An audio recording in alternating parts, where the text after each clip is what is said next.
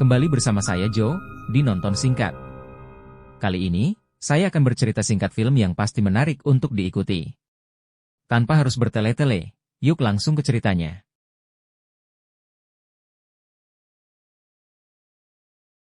Cassandra Webb dan rekan kerjanya Ben Parker adalah petugas medis di kota New York.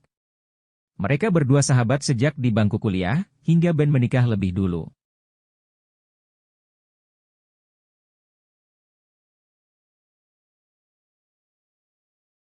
Sedangkan Cassandra hidup sendiri di sebuah apartemen yang lumayan besar bersama kucing kesayangannya.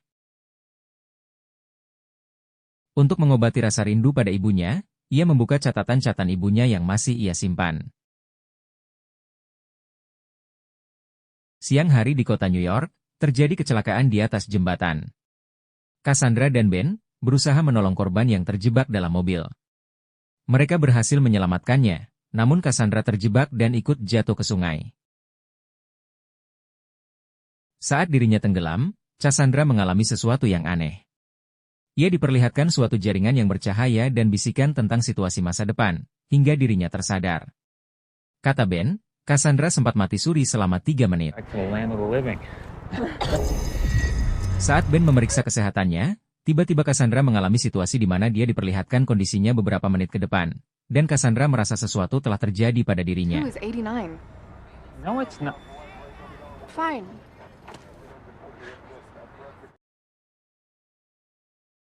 Di suatu tempat, seorang pria bernama Ezekiel bertemu wanita cantik di sebuah pertunjukan opera. Sebenarnya mereka berdua tak saling mengenal. Dan pada akhirnya mereka larut dalam kehangatan malam. Karena mimpi buruk Ezekiel, mereka terbangun. Ezekiel menceritakan kalau dirinya bisa melihat masa depan. Dia melihat 10 tahun ke depan akan tiada karena 3 wanita. Ezekiel kini sedang memburu teknologi canggih, di mana dia dapat mengakses seluruh data dan pergerakan seseorang kemanapun orang itu berada. Dengan memanfaatkan teknologi itu, Ezekiel ingin memburu dan menghabisinya lebih dahulu 3 wanita yang ada dalam penglihatannya. Merasa terjebak dan terancam, wanita itu berniat mempertahankan diri dengan mengambil pistol, namun Ezekiel telah mengetahuinya lebih dulu. Wanita itu ternyata anggota NSA, orang yang bertanggung jawab di bidang teknologi yang Ezekiel ceritakan. Ezekiel sengaja mencarinya hanya untuk mencari tahu akses memasuki teknologi itu. Lalu Ezekiel menghabisi dengan meracuninya. Keesokan harinya, Cassandra dan timnya melakukan penyelamatan korban yang tertimpa reruntuhan bangunan tua. Cassandra mulai mengalami suatu penglihatan, bahwa O'Neill atasannya akan tewas akibat kecelakaan. Tiba di mana O'Neill akan pergi membawa ambulan, Cassandra menawarkan O'Neill untuk menyetirnya, namun O'Neill menolaknya. Cassandra ingin memberitahu O'Neill apa yang dirasakannya, namun Cassandra tak menceritakan karena dia tak pasti dengan perasaannya itu. Beberapa detik kemudian O'Neill pergi, dan sebuah truk besar menghantam O'Neill yang menyebabkan O'Neill tewas seketika. Cassandra merasa sedih, karena apa yang ada di penglihatannya benar-benar terjadi. Sehari setelah kejadian itu, Cassandra memeriksakan dirinya ke dokter. Ia menceritakan bahwa dirinya bisa melihat kejadian beberapa menit ke depan, dan itu membuat Cassandra merasa tidak nyaman. Menurut dokter, Cassandra hanya mengalami stres dan kelelahan, dan menyarankan untuk ambil cuti, istirahat lalu pergi ke psikiater. Cassandra tak merasa puas dengan jawaban dokter, karena ini suatu hal yang berbeda yang tidak pernah dia alami. Di kediamannya, Ezekiel mempekerjakan seorang ahli IT. Dengan peralatan canggih dan akses memasuki jaringan yang dia peroleh dari wanita yang dia temui di opera, Ezekiel memerintahkan untuk mencari 3 wanita yang ada di penglihatannya. Dengan teknologi canggih, mereka menemukan 3 wanita itu, dan memundurkannya 10 tahun ke belakang untuk mengenali wajahnya yang sekarang. Their faces have been taunting me for years. Ben memberitahu Cassandra bahwa O'Neill akan dimakamkan di suatu tempat, dan Ben ingin Cassandra menghadirinya. Ezekiel mendapat info bahwa 3 gadis yang ia cari, Julia, Anya dan Matty, mereka semua kebetulan berada di stasiun kereta yang sama. Di kereta, penglihatan Cassandra mulai muncul, ia melihat 3 gadis dibantai oleh seorang laki-laki. Cassandra sempat ragu, namun Cassandra melihat lelaki dalam penglihatannya benar-benar muncul seolah-olah sedang memburu seseorang. Tanpa berpikir panjang, Cassandra langsung mengajak ketiga gadis itu untuk segera keluar dari gerbong. Ketiga gadis itu sempat enggan, karena tak mengenal Cassandra yang tiba-tiba mengajaknya. Tapi dengan situasi yang mendesak, mereka terpaksa mengikuti arahan Cassandra. Pada dasarnya mereka tak saling mengenal. Cassandra mencoba mencari tahu dengan saling mengobrol di antara mereka, sebenarnya apa yang terjadi hingga dia harus menyelamatkan mereka bertiga. Secara perlahan, Anya, Julia dan Matty mengingat bahwa mereka pernah bertemu Cassandra sebelumnya. Tapi, sebenarnya apa hubungannya dengan semua ini? Cassandra menceritakan pada mereka bahwa dia mempunyai kemampuan untuk melihat masa depan. Dan Cassandra melihat mereka bertiga dibantai oleh lelaki yang kini sedang mengejarnya. What? Cassandra juga tidak tahu apa tujuan lelaki itu, dan apa hubungannya dengan dirinya. Di tempat aman, Cassandra meminta waktu untuk pergi, dan berpesan untuk tidak meninggalkan tempat ini, karena Cassandra akan kembali untuk menjemput mereka. Dengan rasa bingung dan takut, mereka bertiga terpaksa menuruti pesan Cassandra. Don't do dumb things.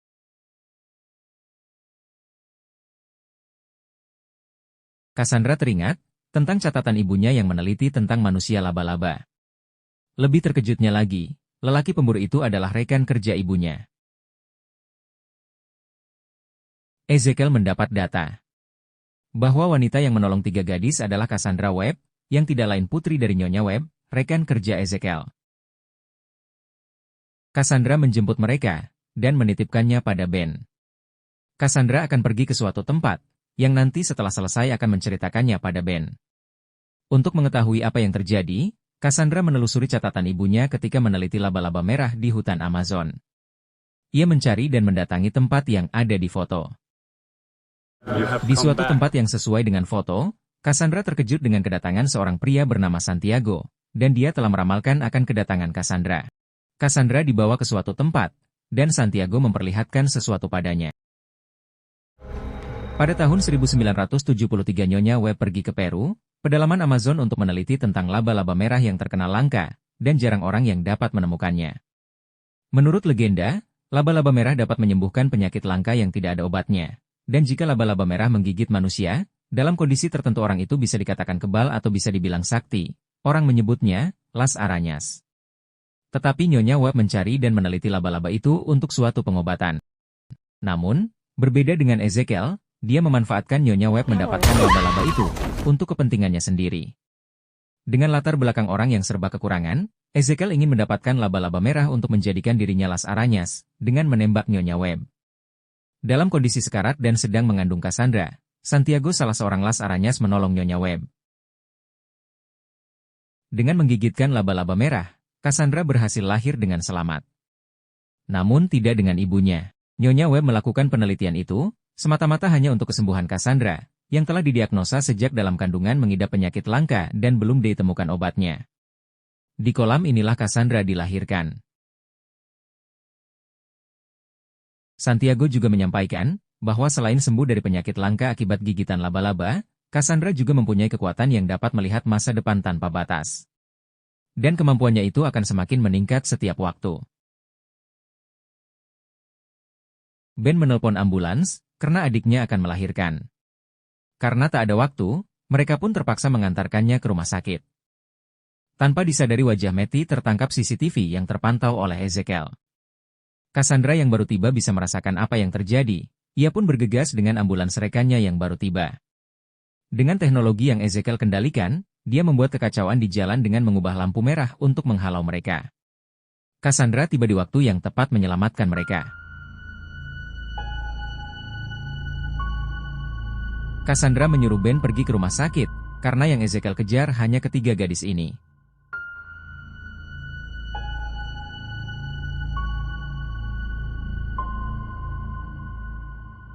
Cassandra berhasil menghindar sementara. Dengan kekuatannya, ia mencoba melihat beberapa menit ke depan untuk menghindar dari Ezekiel. Secara fisik, Cassandra tidak mempunyai kehebatan lebih. Namun, penglihatannya dapat menerawang jauh ke depan yang dapat merubah keadaan.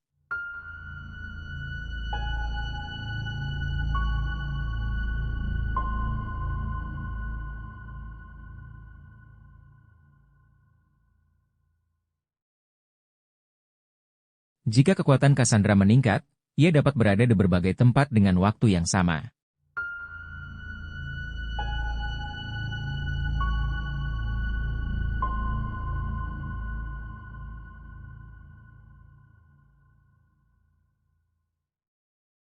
Julia, Anya, Matty dan Cassandra akhirnya berhasil mengalahkan Ezekiel. Namun, saat tenggelam, mata Cassandra terluka akibat suar yang membuatnya tak dapat melihat lagi.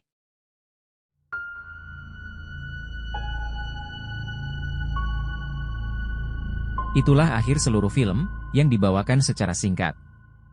Jumpa lagi bersama saya Joe, di cerita singkat berikutnya, yang pasti lebih seru.